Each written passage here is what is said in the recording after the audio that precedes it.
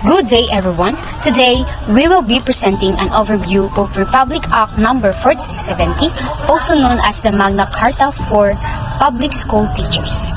This act established on June 18, 1966. So, I will be discussing about the declaration of policy and coverage, recruitment and career, and hours of work and remuneration. So, this law is crucial as it protects the rights, welfare, and career development of our public school teachers. The first is the Declaration of Policy and Coverage. So, in Section 1, Declaration of Policy, state that the Magna Carta aims to enhance the social and economic status of public school teachers, ensuring better living conditions, fair terms of employment, and also the career growth. For example, imagine a teacher receiving a competitive salary that matches opportunities in other professions. So, this encourages more skilled individuals to join and stay in teaching. So next, Section 2, Title Definition. So, in this law, applies to all public school teachers except those professors in state colleges and universities. Example, a teacher in a public high school is covered, but other universities or the professors of the university are not. Next is the recruitment and career. So, in Section 3, Recruitment and Qualifications. In this section, state that teachers must meet specific educational qualifications depending on the level they teach. So, example, a kindergarten teacher needs a bachelor's in elementary education, while a secondary teacher, they requires a degree with major and minor in their field. Next, Section 4. In Section 4, the probationary period. This section state that qualified teachers with civil service eligibility are given permanent appointments without probation. Example, a licensed teacher. A licensed teacher hired right after graduation becomes a regular employee immediately. In Section 5, Tenure of Office. So, the tenure of office, teachers are guaranteed job security as long as they follow the rules and also the regulations. So, example, a teacher cannot be terminated unfairly without proper justification and due process. So, that's the Section 5. In Section 6, Consent for transfer and transportation expenses. So, this it states that teachers cannot be transferred without their consent unless absolutely necessary. So, if transferred, their level cost must be reimbursed. Example, if a teacher is relocated to another school, the Department of Education pays for their moving expenses. Next is Section 7. So, the Code of Professional Conduct. Code of Professional Conduct, it is a code of conduct is provided to guide teachers in their professional behavior. Example, teachers receive a manual detailing their roles, responsibilities, and also their ethical standards. Next, Section 8. In Section 8, the Safeguards and Disciplinary Procedure. So, the teachers have the right to due process when facing disciplinary action, such as being informed of charges and defending themselves. So, example, a teacher accused of misconduct receives written notice, access to evidence, and also representation during the investigation. Next, the Section 9. Section 9 is the administrative charges.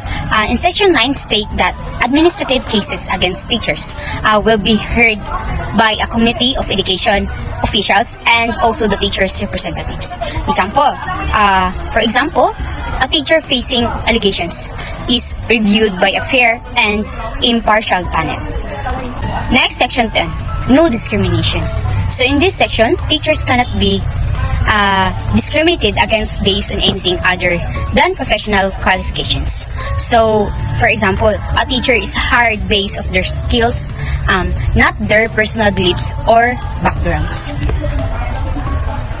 In section 11, merit teachers. So merit teachers, in this section state that efforts should be made to assign merit teachers to the same locality. Example, a husband and wife who are both teachers are assigned to schools within the same town.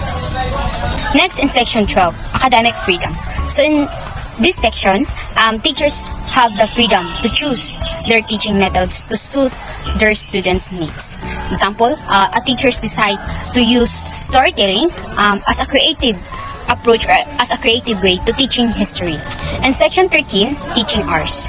So in this section state that the teachers are only required to teach for 6 hours a day to allow time for preparation and other duties. Example, after 6 hours of classroom teaching, a teacher spends the remaining time grading papers and preparing lesson plans. And that's the state of section 13. Section 14, additional compensation. So, in this section, teachers working beyond their regular hours or on extra activities receive 25% more pay. Example, a teacher assisting in weekend extracurricular activities gets paid additional compensation. Next, section 15, criteria for salaries.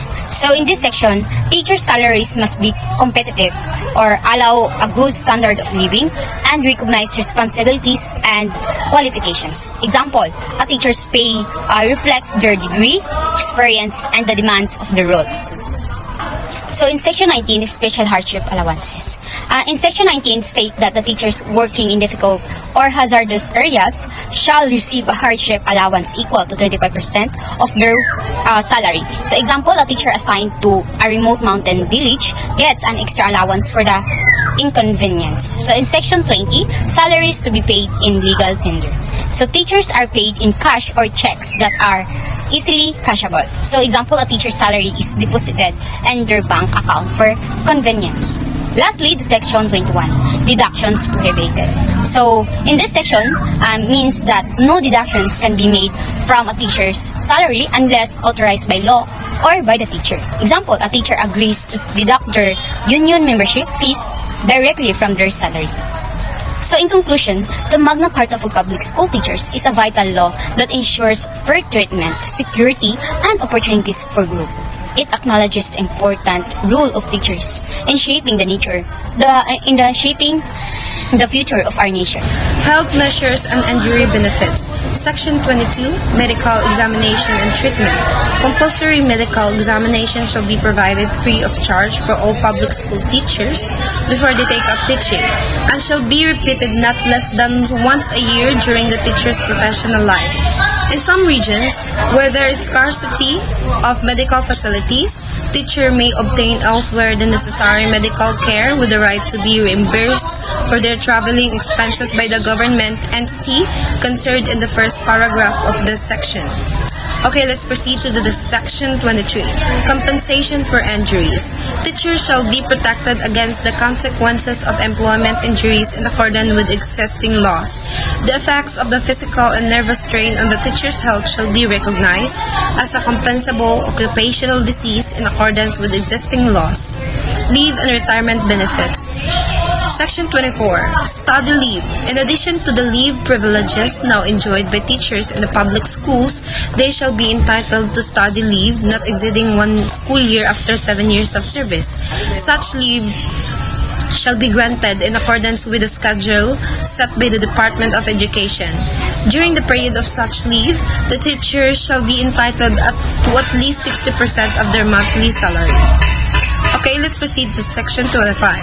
Indefinite leave. An indefinite sick leave of absence shall be granted to teachers when the nature of the illness demands a long treatment that will exceed 1 year at the least.